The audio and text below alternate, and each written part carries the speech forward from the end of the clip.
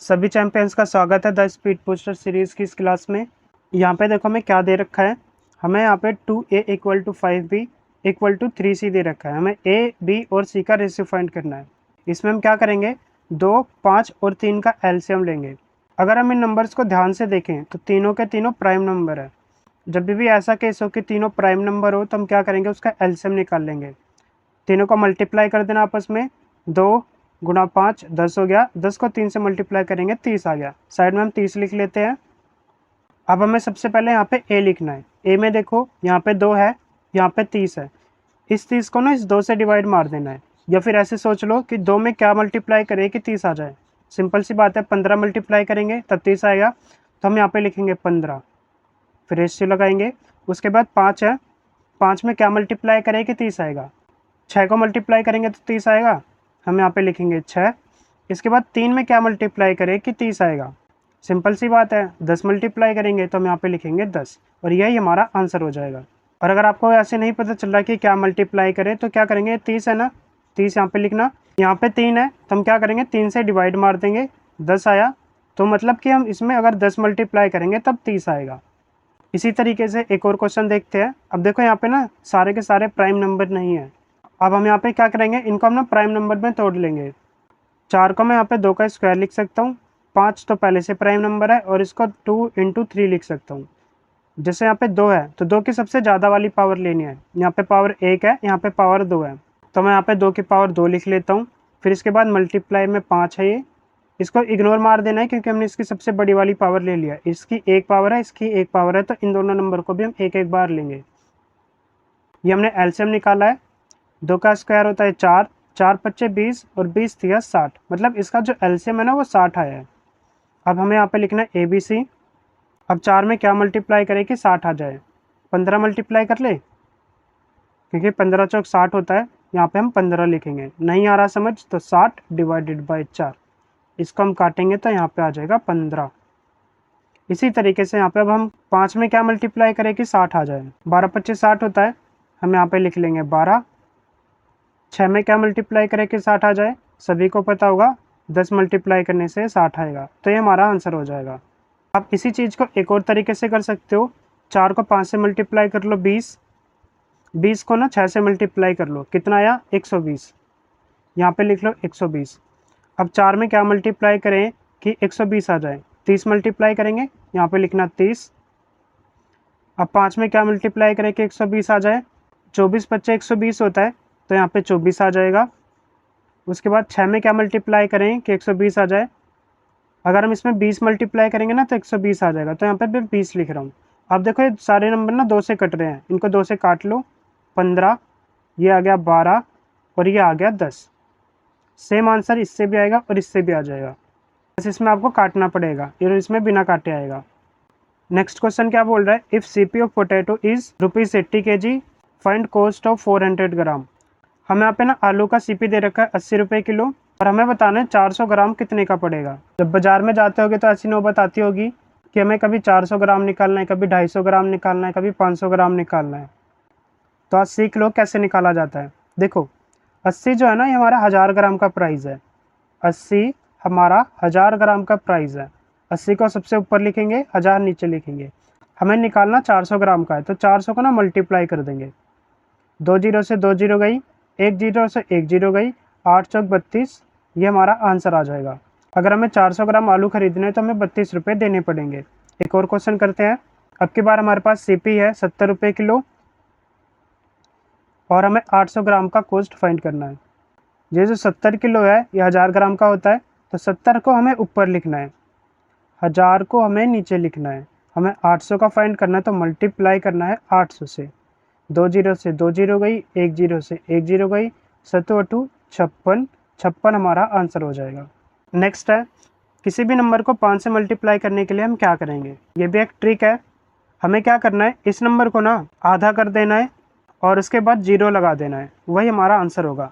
इसका एक बार बेसिक समझ लो क्या होता है। जैसे 324 यहाँ पे लिखा हुआ है, हम मल्टीप्लाई करते हैं 5 से। आपको पता है अगर हमें किसी भी नंबर को 10 से मल्टीप्लाई करना है तो हमें सिर्फ उसके पीछे 0 लगा देना होता है। सेम उसी कंसेप्ट का हम यहाँ पे यूज़ कर रहे हैं। हमने क्या किया, 2 को ना ऊपर नीचे दोनों से मल्टीप्लाई कर दिया। 2 से 2 कट जाएगा, कोई फ़र्क नहीं पड़ता। हमने यहाँ पे 5 को 2 से मल्टीप्लाई किया, ये हो जाएगा 10 और इस 2 को ना इससे डिवाइड कर दिया, ये कितना आ जाएगा 16 और ये 4 का आधा 2 और ये जो 10 था इसका 0 हमने यहाँ पे लगा दिया। इसी चीज़ को कैसे समझोगे आप? सबसे पहले इस नंबर का आधा करना है और उसके बाद 0 लगा देना है। 32 का आधा कितना होगा 16 और 4 का आधा कितना होगा 2 और एक 0 लगा दो, सेम यही आंसर हमारे पास आएगा। इसी तरीके से इसको सॉल्व करो। 4 का आधा 2, अब देखो 2 का आधा करना हो 2 का आधा कर लो, या फिर 28 का आधा करना है तो 28 का आधा कर लो, एक ही बात है। लास्ट में 0 लगाना मत भूलना, 0 लगाना होगा। 926 को हमें 5 से मल्टीप्लाई करना है। अब देखो 9 का आधा नहीं हो सकता ना, 92 का तो हो सकता है, तो 46 कर लो इसको और 6 का आधा कर लो 3। करने को कर सकते हो, अगर आप इसको 2 से डिवाइड मारोगे तो 2 चौक 8, एक हासिल भेजोगे, फिर ये 12 हो जाएगा, फिर 6 आ जाएगा और यहाँ पे 3 आ जाएगा। आप यहाँ पे एक डिजिट ना लेके 2 डिजिट ले लो। इसी तरीके से देखो ये था इवन नंबर के लिए। ऑड वाले में हम क्या करेंगे, इवन वाले में हमेशा 0 आएगा और ऑड वाले में हमेशा लास्ट में 5 आएगा।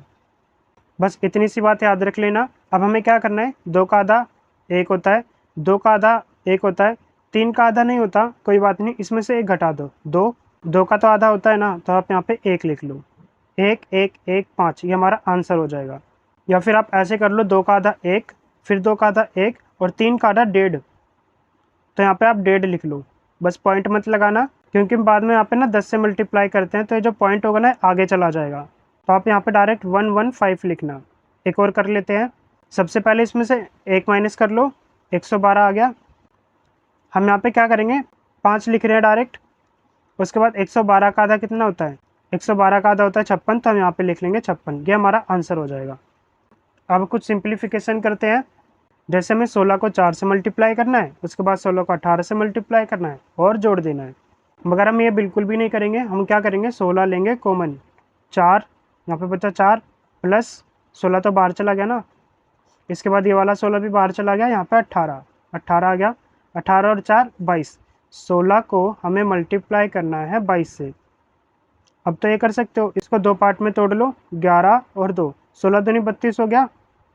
11 से मल्टीप्लाई करना आता है, यहाँ पे लिख दो आप मल्टीप्लाई करके, ये हमारा आंसर हो जाएगा। सबसे पहले 2 लिखोगे, फिर इन दोनों को जोड़ोगे और इसके बाद लास्ट वाला लिखोगे। एक और करते हैं। अब हमें यहाँ पे 28 को 9 से मल्टीप्लाई करना है। 28 का टेबल नहीं आता होगा, कोई बात नहीं। 35 को फिर 7 से मल्टीप्लाई करना है, फिर इसमें माइनस कर देना है। कैसे करेंगे, 28 को 9 से मल्टीप्लाई बिल्कुल नहीं करना। देखो 7 कॉमन दिख रहा है, यहाँ पे भी 7 है और ये 7 के पाड़े में 28 भी आता है, तो हम यहाँ पे 7 बाहर निकालेंगे। 7 चौक 28, तो 4 यहाँ पे लिखेंगे, मल्टीप्लाई में 9, उसके बाद माइनस का सिंबल लगाएंगे। ये 7 बाहर जा चुका है, बस 35 बचा हुआ है, यहाँ पे लिखेंगे 35। 9 चौक 36 होता है, 36 में से 35 घटाओगे 1 बचेगा। 7 को 1 से मल्टीप्लाई करोगे कितना आएगा, 7 आएगा, यही हमारा आंसर होगा। नेक्स्ट देखते हैं। 420 को डिवाइड करना है 21 से, कर लोगे? बिल्कुल आराम से करेंगे। 21 का डबल होता है 42। अगर मैं यहाँ पे 2 लिख दूँ और ये 0 का 0 ऐसे लगा दूँ तो हमारे पास 20 आ जाएगा। फिर इसके बाद हमें प्लस करना है, 16 नहीं प्लस करना, हमें 16 गुना 5 मतलब 80 प्लस करना है। 20 और 80 कितना हो गया, 100, ये हमारा आंसर हो गया। नेक्स्ट क्वेश्चन में हमें क्या करना है, पहले 2 की पावर 4 निकालनी है, फिर इसको मल्टीप्लाई करना है 2 की पावर 8 से। ये करना है? नहीं, ये बिल्कुल भी नहीं करना। हमें पता है ना जब बेस सेम होती है तो पावर ऐड होती है, मगर यहाँ पे बेस सेम नहीं है। हम यहाँ पे ना बेस को सेम करेंगे। इसको हम 2 की पावर 2 लिख सकते हैं, जैसे ये लिखा हुआ है 2 की पावर 2 और इसके ऊपर 3, ये दोनों पावर आपस में मल्टीप्लाई हो जाएंगी तो ये 6 हो जाएगी, तो हम इसको 2 की पावर 6 लिख सकते हैं। अब यहाँ पे सबकी बेस सेम हो गई 2 2 और इसकी जगह पे हमने क्या लिखा है, ये लिखा है, तो हम पावर को क्या करेंगे, ऐड करेंगे। 6 4 10 और 8 18, तो 2 की पावर यहाँ पे क्या आ जाएगी, 2 की पावर 18 हमारा आंसर आ जाएगा। एक और करते हैं। 3 की पावर 2 है, 9 की पावर 2, 27 की पावर 2 और हमें बतानी है 3 की पावर कितने के बराबर है। इसको हम 3 की पावर में कन्वर्ट कर सकते हैं।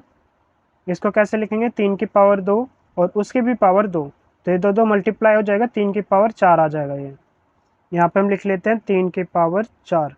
इसको कैसे लिखेंगे, 3 की पावर 3 होती है 27, 3 की पावर 3 होती है 27 और इसके ऊपर ये 2 है, तो यहाँ पे हम लिखेंगे 2, 3 दूनी 6, 3 की पावर 6, यहाँ पे आ जाएगा 3 की पावर 6।